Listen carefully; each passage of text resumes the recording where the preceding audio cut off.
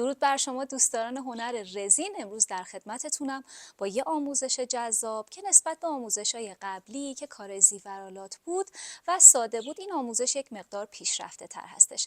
قراره که امروز بهتون یاد بدم چطور ست زیبای شونه سر و آینه رزینی رو با گل‌های خشک بسازید. چند روزه که سرعت تولید محتوای من کم شده، به خاطر اینکه یه بچه گنجشکی رو چند روز پیش توی استبل با پسرم پیدا کردم. پراش در نیومده بود و مشخص بود که از لونه افتاده پایین. الانم این صدای جیک جیکی که دارید میشنوید مربوط به صدای همین گنجشک که من اسمشو دانا گذاشتم.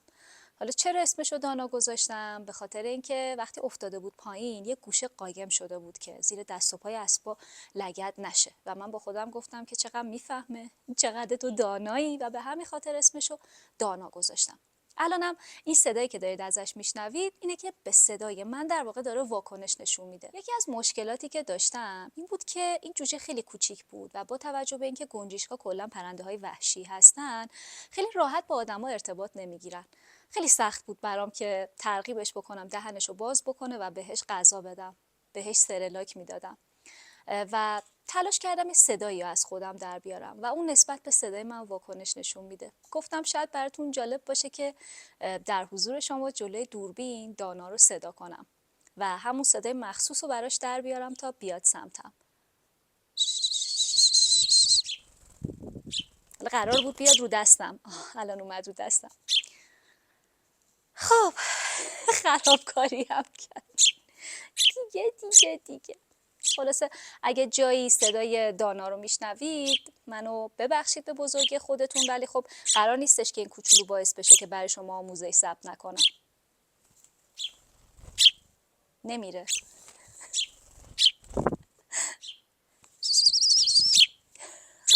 بریم که با هم دیگه این آموزش رو ببینیم. برای ساخت این ست زیبای شونه و آینه رزینی ما نیاز داریم به قالب‌های سیلیکونی شونه و آینه. من با استفاده از یه چسب نواری پهن همیشه قالب‌های سیلیکونیم رو تمیز می‌کنم. البته گاهی هم از ژل اسلایم استفاده می‌کنم. در نهایت هدف اینه که قالب سیلیکونیمون از پرز، کرک یا مو کاملاً پاک بشه تا بتونیم یه خروجی کار تمیز رزینی رو داشته باشیم. همونطوری که میبینین من قالبای سیلیکونیم رو تمیز کردم و حالا یک لایه نازک رزین رو داخل قالب آینه میریزم و همینطور داخل قالب شونه. این سبکی که من اینجا دارم کار میکنم توی خیلی از قالبای سیلیکونی که ما به صورت معکوس باید طراحیمون رو انجام بدیم کاربرد داره. به این خاطر که وقتی که من قطعه رو از داخل قالب خارج میکنم دقیقاً چیزی که الان دارم روبرو میبینم میشه پشت کارم و بخشی که از این بر نسبت بهش دیدی ندارم درست میشه روی کار. حالا در ادامه کامل متوجه میشید که منظورم چیه و اصلاً هم این آموزش سختی نیست که فکر بکنین نمیتونی خودتون به تنهایی انجامش بدید. فقط مراحل رو به دقت دنبال بکنین تا نتیجه مناسبی از ساخت این آثار رزینی بگیرید. بسیار عالی. برای مرحله بعد من میخوام از گل‌های خشک استفاده بکنم. گل‌های خشکی که خیلی نازک هستن و با توجه به اینکه اینجا قالبای من عمق زیادی نداره و در حد 3-4 میل در واقع کار من قرار هست ضخامت داشته باشه، نمیتونم از گل‌هایی مثل گل روز یا گل‌هایی که قنچه‌ای هستن یا خیلی ضخامت زیادی دارن داخل کارم استفاده بکنم. گلای هورتانسیا، گلای اسپیره، گلایی که تخت هستن یا حتی گل بابونه برای قالب‌هایی که ضخامت زیادی نداره و عمق زیادی نداره خیلی مناسبه.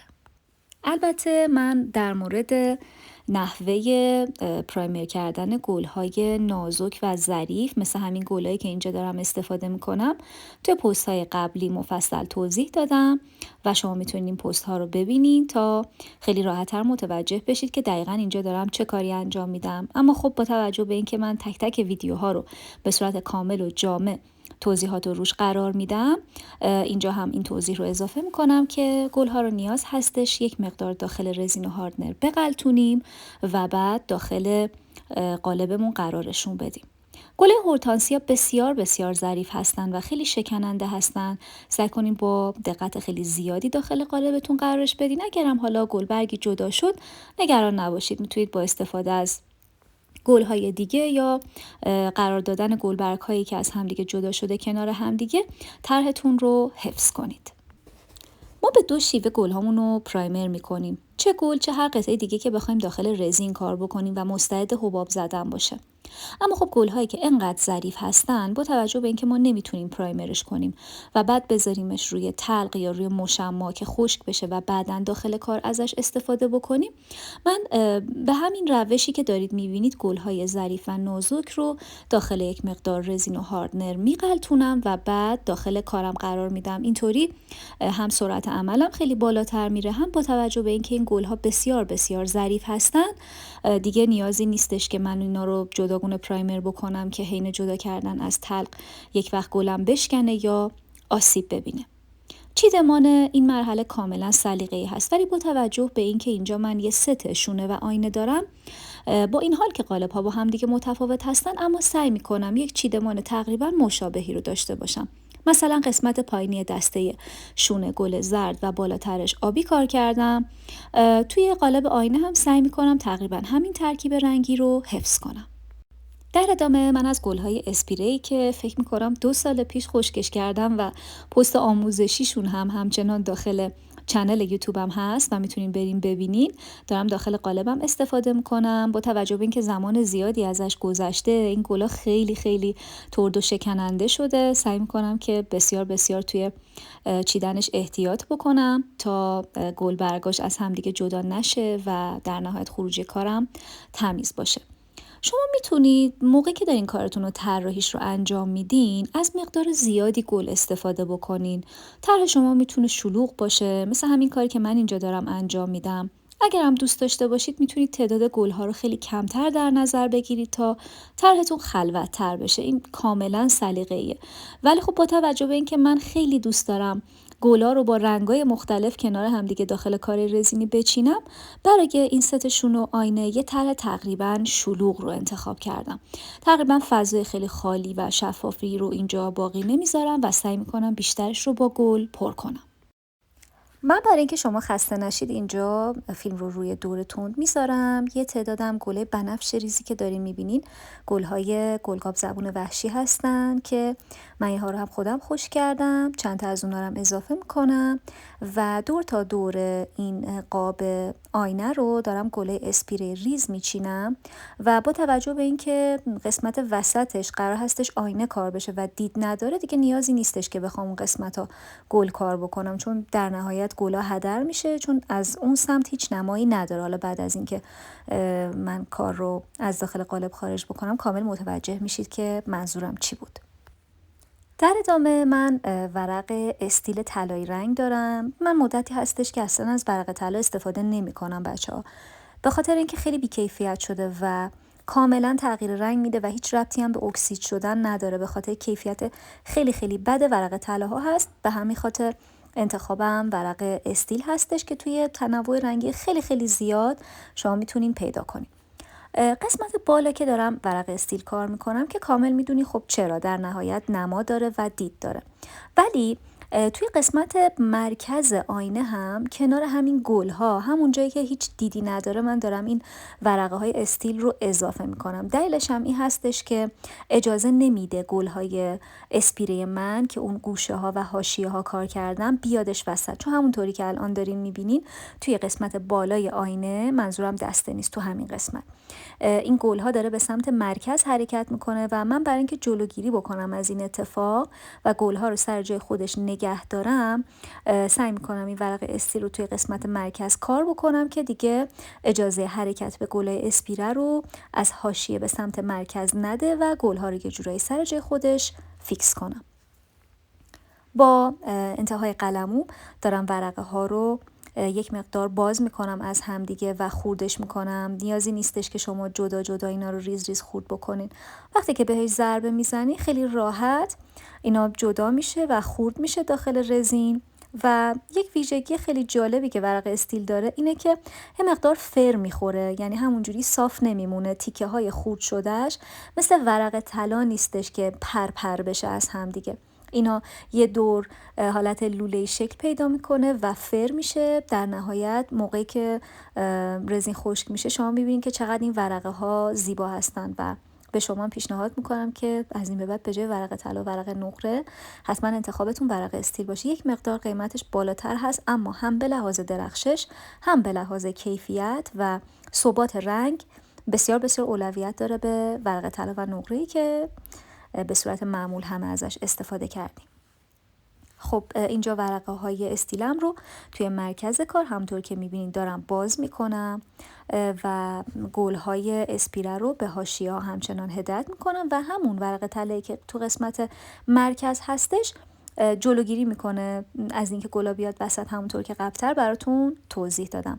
حالا هر جا ببینم که داره حرکت میکنه مدام این رو با قلمو سعی میکنم که کنترلش بکنم و به صورت مداوم با استفاده از قلمویی که دارم گل‌ها رو سر جای خودش درست نگه دارم. حالا اینجا هر چقدر که شما مقدار ورق طلاتون بیشتر باشه کارتون فیکس تر میشه، ولی واقعا نیازی نیست. تا همون جایی که دیدین دیگه گل حرکت نمیکنه کفایت میکنه و نیازی نیستش که هی بخواید مدام این رو اضافه بکنین. حالا با توجه به این که قسمت دیگه که من گل کار کردم یه قسمتش هم فضای خالی هستش، هم قسمت پایین دسته آینه که دارید میبینید، یک مقدار از این ورقه های استیل خورد شده رو اون قسمت هم قرار میدم، چون در نهایت میخوام تو کل ترکیب و کل طراحی که داشتم این نمای درخشان رو داشته باشه و اینطور نباشه که فقط یه جای کارم بدرخشه. سعی کردم که توی کل کارم یک تقسیم طرحی داشته باشم و این ورقه ها رو توی بخش های دیگه هم اضافه بکنم. حالا توی قالب شونه توی قسمت دندونه ها خب خیلی این دندونه ها ریزه و گلی رو ما نداریم دیگه تو اون سایز انقدر ریز باشه که بخوایم تو دندونه ها بیاریم، مگه اینکه گلبرگ های خیلی ظریف و خورد شده رو بخوایم اونجا کار بکنیم که به نظرم جلوه حالا جالبی هم نداره. اما خب توی حاشیه ها هر جایی که تونستم گل کار کردم، هر جایی هم که دیدم میتونم ورق طلا کار کردم تا یک طراحی منسجم و یک شکل رو داشته باشم.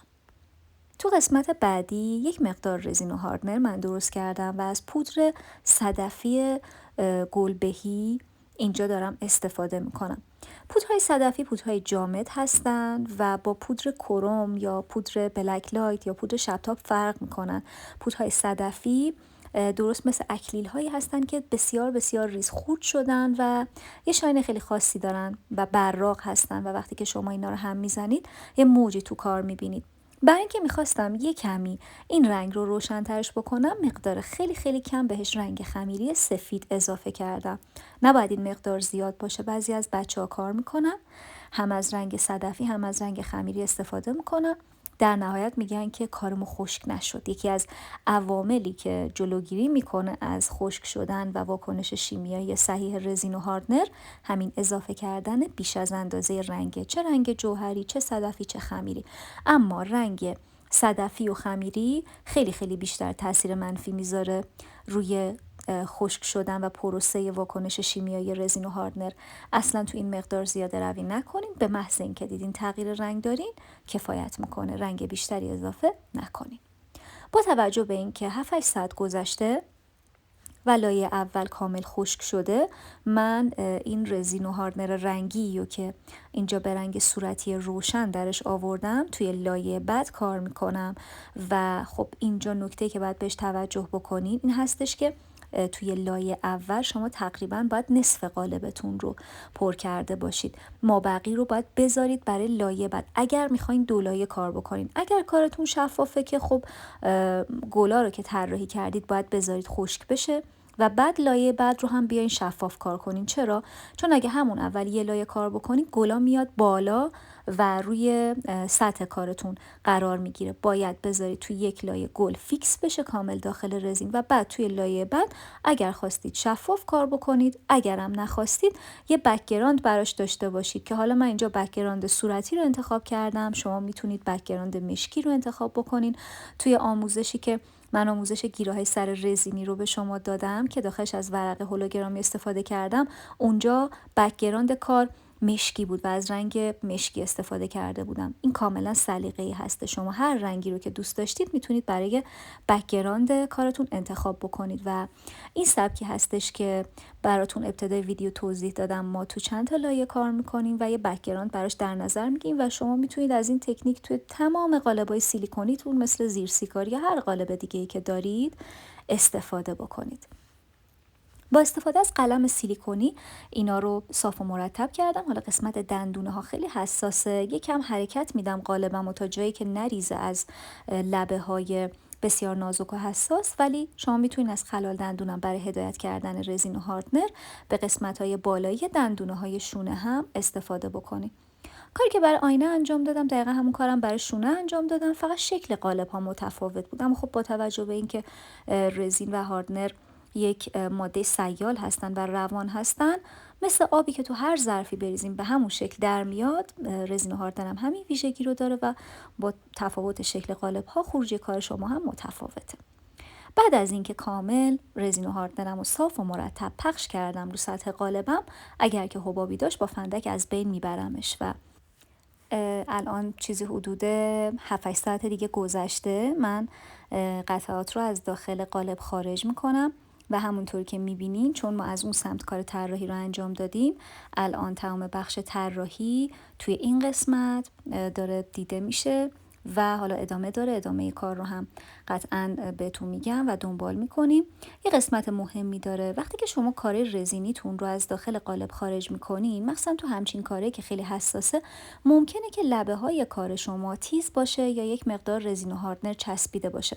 میتونید با استفاده از یک کاتر یا حالا اصولی ترش پیلیسه گیره، حالا وسیله که من اینجا دارم برای کار چرم استفاده میشه، ولی خب شما میتونید با احتیاط از کاتر یا پیلیسه گیر استفاده بکنین و اون قسمت هایی که حالت برنده داره اینا رو صافش بکنین اگر که حالا نمیخواین سنباده بزنین. به این خاطر هست. حالا چرا این اتفاق میفته؟ به این دلیل که وقتی که رزین خشک میشه حجم از دست میده، یعنی حلال هایی که داخلش هست اینا بخاراتی که داره تو هوا آزاد میشه و رزین حجمی که داره کمتر میشه. به همین دلیل هستش که ما میگیم باید اصول ایمنی رو رعایت بکنیم، چون رزین فقط تو ظرفش نمیمونه و حجم از دست میده و این بخارا توی محیط آزاد میشه. به همین دلیل یک مقدار لبه های کار شما بالاتر از مرکز قرار میگیره و کارتون یک کمی گود میشه. پیشنهاد میکنم که حتما کارتون رو همیشه تمیزش بکنید. اینم تا این لحظه خروجی کار من شد. کار شونه که تمومه، اما برای کار آینه یک مولتی استایل آینه ای رو من اینجا دارم که نشکنه، چون حالت پلاستیکی داره. خیلی نمیتونم بگم با کیفیته، چون کیفیت آینه رو نداره، اما با توجه به اینکه نشکنه خیلی گزینه مناسبی هستش و فروشگاه مختلفی این ست قالب و مولتی آینه رو به فروش میرسونن و شما میتونین ازشون تهیه کنین.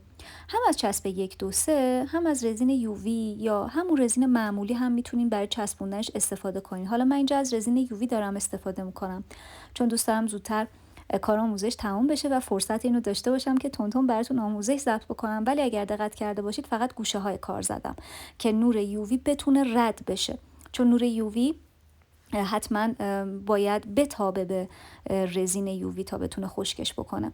لبه ها کار کردم تا بتونم کامل خشکش بکنم. لامپم رو همه قسمت ها قرار میدم و بعد یه لایه محافظی هم داره که این رو همیشه اجازه بدید این برچسب و پوشش محافظ رو که آخرین مرحله از کارتون جدا بکنین که سطح آینتون یا سطح مولتیتون کثیف نشه. خب اینم آینه ای که با هم دیگه کار کردیم. خیلی خیلی برای هدیه دادن مناسبه، برای فروش خیلی مناسبه و دوست دارم که این کارا رو بسازین و خیلی خوشحال میشم که برام حتما توی کامنت ها نظرتون رو بنویسید و اگر هم که سوالی داشتید حتما ازم بپرسین. خیلی خوشحال میشم که بتونم راهنماییتون بکنم. خیلی خوشحال میشم که بتونم به پرسشایی که تو ذهن شماست پاسخ بدم. اینم خروجی کار. در ادامه بریم که چند تا نکته نهایی رو هم با هم در ادامه ویدیو بررسی بکنیم. امیدوارم که از دیدن این ویدیو لذت برده باشید. حالا یه سری سوال ممکنه که ذهنتون رو درگیر کرده باشه. مثلا اینکه این قالب‌ها رو از کجا میتونیم تهیه بکنیم، یا آیا حتما باید از قالب‌های سیلیکونی استفاده کنیم؟ اینجا باید بگم که قالب‌های سیلیکونی رو کافیه که توی اینترنت یه سرچ بزنین، یه عالمه براتون سایت میاره و شما میتونید به منابع مختلفی دسترسی داشته باشید، چه قالب‌های وارداتی، چه قالب‌های دستساز. میتونید اینا رو از منابع مختلف تهیه بکنین. کافیه یه سرچ ساده توی گوگل یا اینستاگرام بر اساس خرید قالب سیلیکونی داشته باشید. شاید هم براتون این سوال به وجود اومده باشه که حتما باید قالب سیلیکونی داشته باشم یا به یه روش دیگه هم میتونم اینا رو بسازم. پاسخ واضحه. برای اینکه شما یه کار تمیز و مرتب داشته باشید، حتما باید قالب سیلیکونی داشته باشید. اما خب ویژگی خوب قالب‌های سیلیکونی اینه که شما به دفعات زیاد میتونید ازش استفاده کنید. نکته بعدی استفاده از رنگ خمیریه. چون که توی نموزش از رنگ خمیری استفاده کردیم، گفتم اینجا این نکته مهم رو بهتون بگم. اونم انتخاب رنگ خمیری مناسب هستش. نه توی رنگش، چون کاملا سلیقه‌ایه، اما بعضی از رنگ‌های خمیری کاملا حالت کشسان و سفت پیدا کردن، چه زمانی که شما از فروشنده تهیه بکنین یا حالا زمانی که یه مدتی هستش تو خونتون داریدش و یه زمانی ازش گذشته. رنگ خمیری به هیچ عنوان نباید حالت کشسان یا سفت داشته باشه. در این صورت به هیچ عنوان داخل رزینتون ترکیبش نکنین، چون حالت لخته لخته و خیلی نامرتبی پیدا میکنه.